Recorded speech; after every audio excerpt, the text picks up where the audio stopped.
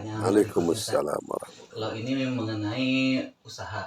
Nah, jadi eh, gimana pandangan Islam itu kalau mengenai usaha yang kita ini sebenarnya tuh sudah usaha di bidang ini sudah lama. Kita juga bisa dibilang cukup kompeten di bidangnya. Jadi, nah, tapi dalam usaha ini kita selalu ada istilahnya itu loss atau rugi di mana padahal kita kan jual beli barang. Nah, barang ini pas kita terima, kita sudah cek semua itu SOP tentang apa sih pengecekan barangnya itu sudah bisa dibilang tidak ada minus gitu ya. Nah, cuman ketika kita mau jual, ada kalanya itu tuh dan belakangan ini lagi sering kejadiannya itu tuh diterima sama customer, barangnya rusak.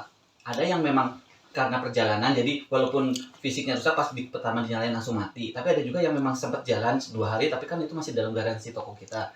Nah, itu pun juga tiba-tiba itu tuh rusak dan akhirnya harus retur. Nah, ini nih apakah ada kesalahan dari kita pengecekannya memang masih harus disempurnakan lagi, atau karena memang ada dosa-dosa yang bikin jadi usaha yang kita jalanin ini nih tidak berkah istilahnya, atau karena kita belinya juga mungkin ada apa sih bercampur sama syubhat atau hal-hal yang haram, tapi sepengetahuan ataupun seperasaan kita yang menjalani usaha ini sudah sebersih mungkin dan juga tidak menutupi barang jelek kita bilang barang bagus dijual, nggak seperti itu. Nah, tapi selalu ada kejadian dan mungkin dampaknya itu tuh bisa kegerus profit, nggak sampai rugi sih memang, tapi mungkin 40% itu tuh kegerus gara-gara loss ini. Nah, ini bagaimana Islam menyikapi atau memandang kita itu harus apa yang dilakukan? Betul. Kalau kita berpegang dengan hadis Nabi, man arada dunia fa'alaihi bil ilmi. Kalau bicara dunia, ya pakai ilmunya dunia.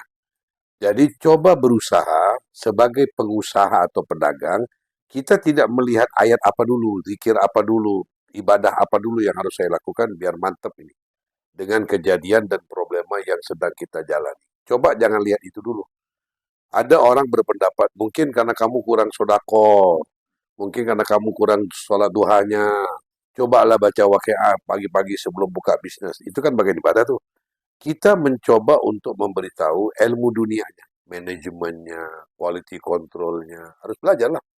Jadi anggaplah bahwa kurang kurang kurang teliti, kurang mantap ketelitiannya, kurang mantap quality controlnya, kurang mantap pencarian barangnya, ya kan? Satu.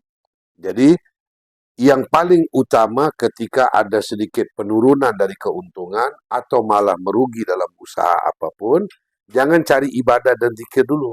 Jangan cari amalan dulu. Tapi kita cari manajemen. Karena hadisnya, man arada dunia fa'alaihi bilani. Barang siapa yang ingin mencari dunia, pakai ilmu. Nah, ilmu bisnis nggak akan samalah dengan ilmu setir mobil. Nah, produk yang kita beli, mungkin ada produk yang harganya lebih bagus, mahal sedikit, tapi kualitas dijamin, atau harga yang sama, produk lagi perusahaan yang lain, pelajarilah terus. Kita akan terus mempelajari. Itu manajemen pertama. Quality control, marketing tools, ya kita mulai cari tahu bahwa usaha ini di mana kira-kira kurang telitinya. Oh, kurang teliti dalam pembelian barang, kurang teliti dalam packing barang untuk pengiriman, kurang teliti dalam pengecekan kualitas dari produk itu sendiri, dan sebagainya. Nah, itu nomor satu. Yang keduanya, baru kita cari yang ibadahnya. Cari ibadahnya seperti begini. Mungkin kita sedang mengerjakan sesuatu yang akan kita kasih ke customer, berbarengan dengan selawat, berbarengan dengan istighfar, contoh.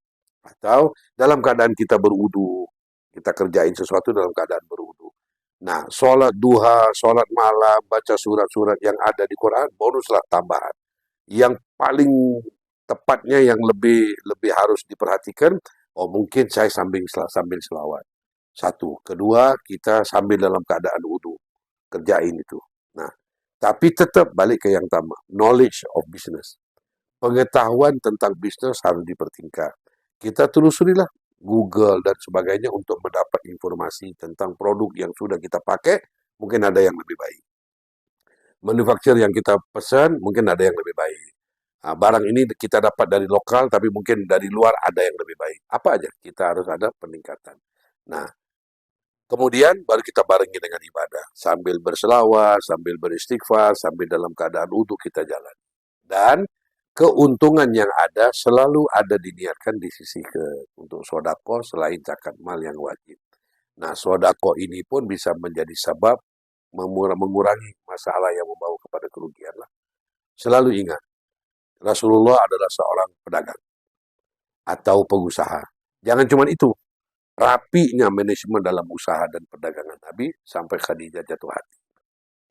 Masih muda udah dipanggil Al-Amin. Amanah, jujur. Nah, kita mau ngambil paket lengkap. Oh, Nabi Muhammad pedagang, nggak cukup.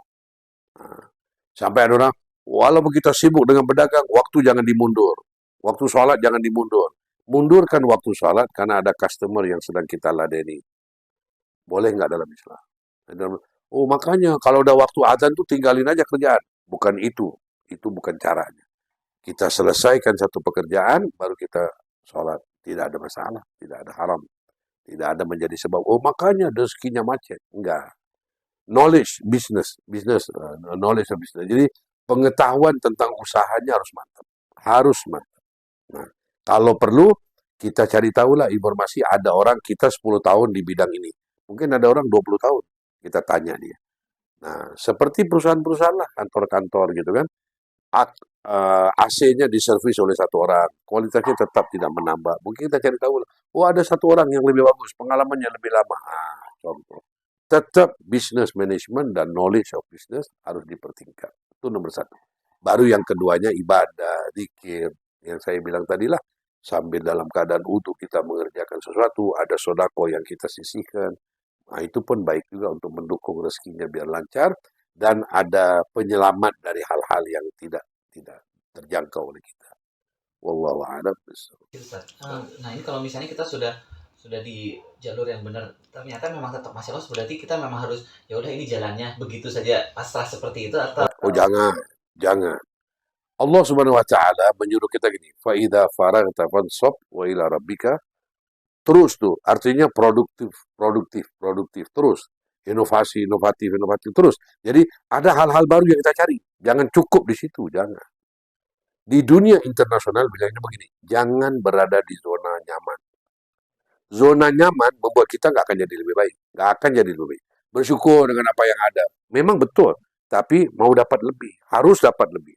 Nah, tapi boleh saya sarankan begini, kalau keuntungan contoh ya, keuntungan itu 50%, kita kurangin jadi 30%. Mungkin. Akhirnya harga lebih murah. Nah, bila harga lebih murah, untungnya turunin dikit, mungkin bisa menjadi sebab kualitasnya akan lebih terjamin. Kalau bisnis, untung itu bukan nomor satu.